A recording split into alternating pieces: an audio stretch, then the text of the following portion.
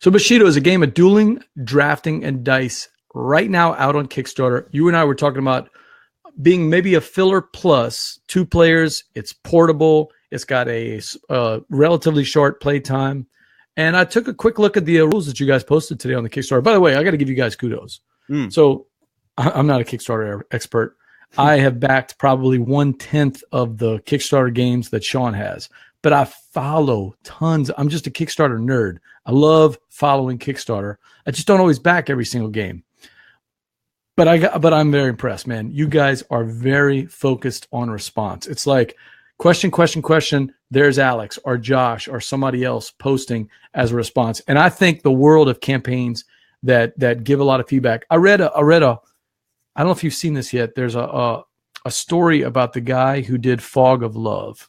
You guys familiar with that one, Fog of Love? I am anxiously awaiting my copy to get here to St. Louis. So he did a really long, heartfelt post on Reddit this week talking about how his fans were upset that it's getting to Walmart before some of the Kickstarter backers are getting it. And he talked about the struggles and what happened. But at one point, he was literally devoting 100 hours a week to his full-time job, his family, and this board game. And with his anxiety was shutting down on the comments, like no talk at all on Kickstarter. And I get that you can get overwhelmed and you just want to back off. But the board game community, and look, there's jerks on the Kickstarter community. I've seen it in action. But I mean, what was going on in that Downfall project was just crazy. But I'm a big believer that if you give communication to the Kickstarter people, to the community, and you just let them know what's going on, good or bad, people will work with you on it. I really do. And so I'm impressed with the communication has. Where does that come from? Is that coming from the top down, or is that something you're bringing to the table? I think that's something I'd be doing anyway, but to be 100% clear, that has absolutely been a Gray Fox thing even before I got there. Shane has been big on trying to be as transparent as we possibly can be, on trying to let folks know what's going on. And with the Champions of Midgard expansions, before I got to the company, that had to be a big thing, because there were production delays, there were production issues, there were logistical delays with some of the fulfillment partners. And so when you have all of those things combining, you have to be transparent. You absolutely have to communicate, because if you don't, it's not going to get any better. That storm isn't going to calm down. If anything, it's going to get worse. And quite frankly, folks who are backing us on Kickstarter are showing a lot of faith. We're asking folks to put money up front, hard-earned money on a game that they could be putting towards a game that they could have today or tomorrow, and they're putting up something that's speculative in support of our company, in support of our project, in support of this game. However they're supporting, they're taking money out of their pockets and trusting us with it, and trusting us to deliver on something that's going to be fun and playable and really nice. And so we want to answer every single question we possibly can. We want to get out print and play files to folks so they can download, print those out and try it for themselves. We want to do something like we're doing tomorrow night, right around this time. We'll be doing a Kickstarter live where Josh and I will play through a round of Bushido and answer questions there. So that'll be right there on the Kickstarter page. Speaking of questions, Steve O'Rourke has a question for you. Now, apparently Steve is good with his fingers but doesn't want to join the show, and Sean apparently stepped off already. Wouldn't that have been cool to have you two guys right here on Gumbo Live for a first? Wouldn't that have been awesome? But I mean, hey, if you can hook him back in, man. We'll see. I put the link on Twitter, so all he has to do is all right. and get right in. I know he's got a phone. So anyway, Back to what Steve said. Any ways you are considering leveraging social media when people spread the news? Some way to give a promo or upgrade for backers based on shares, tweets. I saw you guys change the reward levels today, and so not the reward levels so much. Not the rewards. I'm talking about the stretch goals. Sorry. Yeah, stretch that's right. goals. Yeah. I apologize. I had the wrong word. So maybe you could address that with us, Steve, about the stretch goals and social media and promoting the game internally with that grassroots effort from the Kickstarter contributions. And quite frankly, that's going to be where that's going to be best for both us running the campaign and best in general for, I think, folks discovering this game. When people are genuinely excited about something and they're not being paid to be genuinely excited about it, it's going to come across a lot better. We can do our best to make people aware of it, but if people aren't passionate and excited about it, that's going to be a problem. That's Kickstarter. That's crowdfunding. That's building a group of people excited about what you're doing.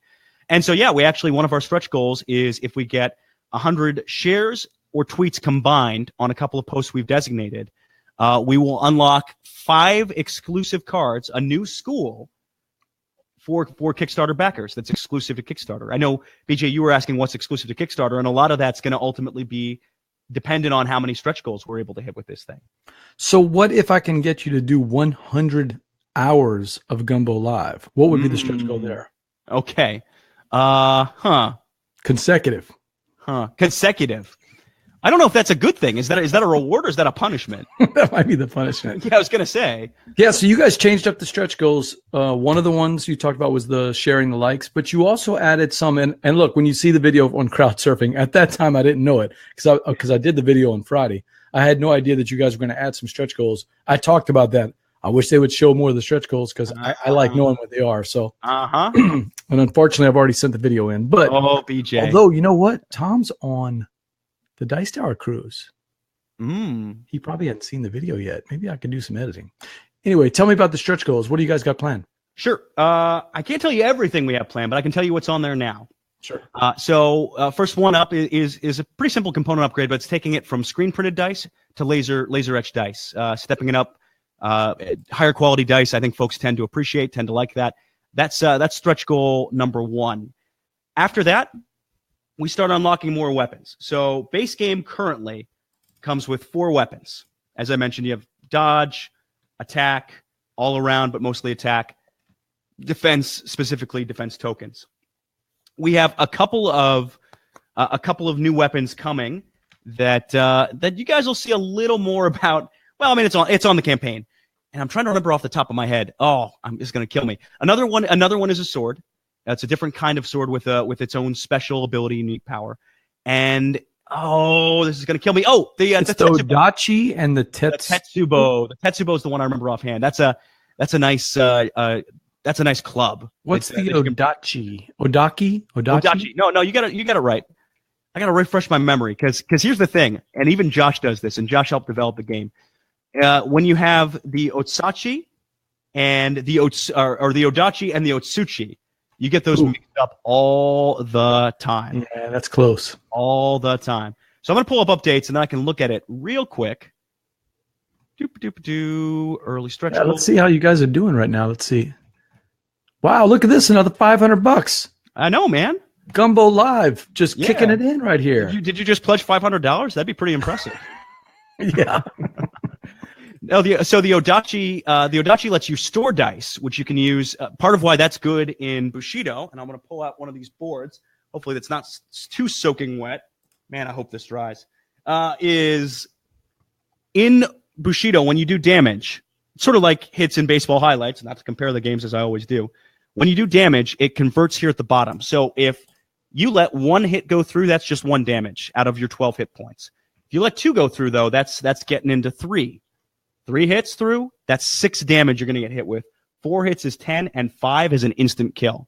Okay. So, as a result, you want to hit people with bigger attacks at once. Hitting someone with 1 or 2 attacks, it might nickel and dime them, but ultimately, the more the merrier when it comes to hits.